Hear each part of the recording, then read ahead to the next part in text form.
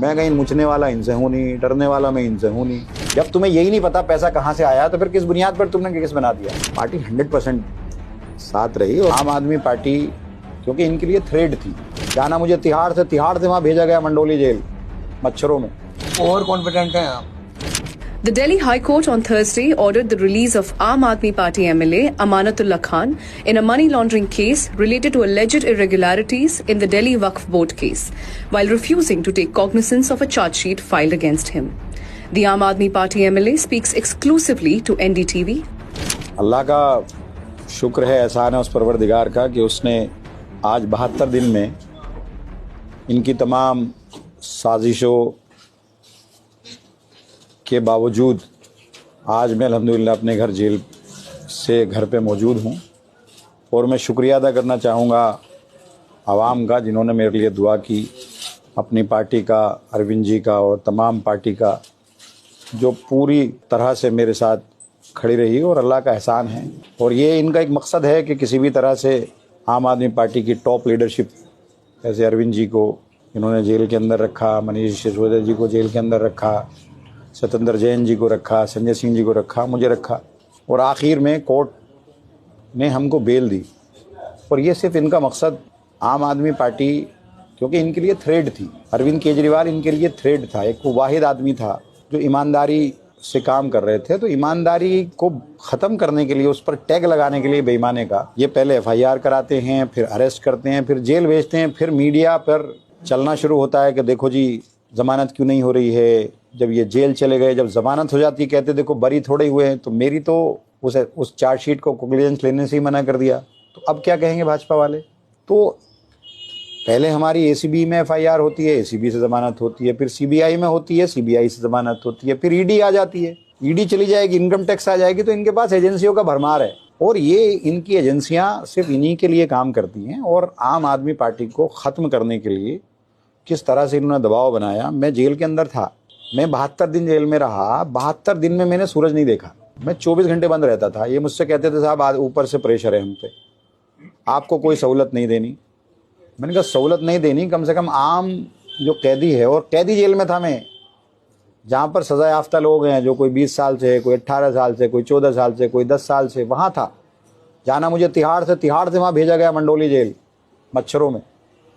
तो हर तरह से प्रताड़ित करने की मुझे भी कोशिश की, अरविंद जी को भी कोशिश की। और जब यहाँ से बेल मिल जाती है तो हाई कोर्ट जाते हैं। आज भी हाई कोर्ट ये लोग गए थे, लेकिन अल्लाह का करम है, लोगों की दुआएं हैं, और आज हम लोग हमारे काम की बुनियाद पर आज हम आवाम के बीच में दोबारा हैं और इंशाल्लाह काम करेंगे। क्या वजह है कि आपको बार बार ED बुलाती है? तो एक तो आम आदमी पार्टी का हूँ, दूसरा मैंने जैसे दिल्ली दंगों में लोगों की मदद की, मरकज़ पर मैंने काम किया, लिंचिंग पर मैंने काम किया, डेमोलेशन मैंने यहाँ नहीं होने दिया, एजेंसियों को मैंने सरगर्म नहीं होने दिया, दबे कुचले लोगों की जो कोई आवाज़ नहीं उठा, उस आवाज़ को बनने का मैंने काम किया। तो इस वजह से इन लोगों ने मुझे टारगेट किया।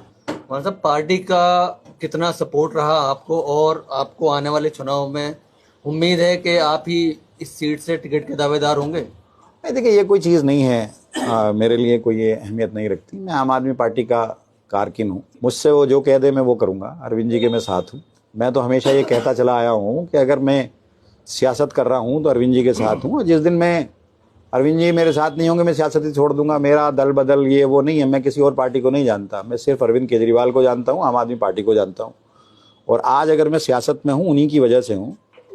वो मेरे नेता हैं, भाई हैं, और वो आज मुझसे कहें कि अमानतुल्लाह तुझे सियासत नहीं करनी, मेरे साथ रहना, तो उनके साथ रहूँगा। वो कहें तुझे घर बैठना, मैं घर बैठ जाऊँगा। मैं पाला बदल के अगर जाना होता, मुझे तो चला गया होता ना। ये जो सारी कोशिशें हो रही हैं, जो पिछले 2 साल से रेगुलर ये मेरे पीछे हैं, क्यों हैं? मैं छोड़ के कहीं चला जाऊँ तो मैं जाने वाला तो हूँ नहीं। तो इन्होंने तो हर तरह से मुझे तोड़ मरोड़ के देख लिया। मैं कहीं मुझने वाला इनसे हूँ नहीं, डरने वाला मैं इनसे हूँ नहीं। मौत अल्लाह ने वक्त मुकर्रर कर दिया, उस पे आनी है। मैं ना इनसे दबता ना मैं डरता। वो ईडी का हवा वो भी ख़त्म हुआ। इन्होंने ईडी को ऐसा बना दिया जैसे एक वो चलती फिरती एजेंसी। पिछली बार आप 2nd नंबर पर आए थे दिल्ली में। अगर वोटों की बात करें, इस बार क्या उम्मीद है आपको पहले से ज़्यादा? क्योंकि अब जैसे 5 साल का वक्त गुजर जाता है तो थोड़ा चाहे MLA हो चाहे MP हो, उन पर थोड़ा ग्राफ गिरता ही है। वोट कम ही होते हैं, आपको क्या उम्मीद है इस बार जनता से? अब ओखला जो की। रूठे होंगे उनको मना लेंगे, बाकी जो हमारे साथ हैं वो हैं। मतलब ओवर कॉन्फिडेंट हैं आप? ओवर कॉन्फिडेंट नहीं हूँ, कतई तौर पर ओवर कॉन्फिडेंट नहीं हूँ। लोगों के बीच में जाऊंगा, लोगों से बात करेंगे, अगर किसी कोई जायज शिकायत है तो उसको दूर करेंगे। हमारा काम दूर करना है, काम करना है। ओवर कॉन्फिडेंट कहाँ से आ गया? और हम तो है ही नहीं। हम तो 24 घंटे 12 महीने 24 घंटे सड़कों पर रहने वाले लोग हैं। ओवर कॉन्फिडेंट कहाँ हैं? ठीक है साहब, एनडीटीवी से बात करने के लिए बहुत बहुत शुक्रिया आपका।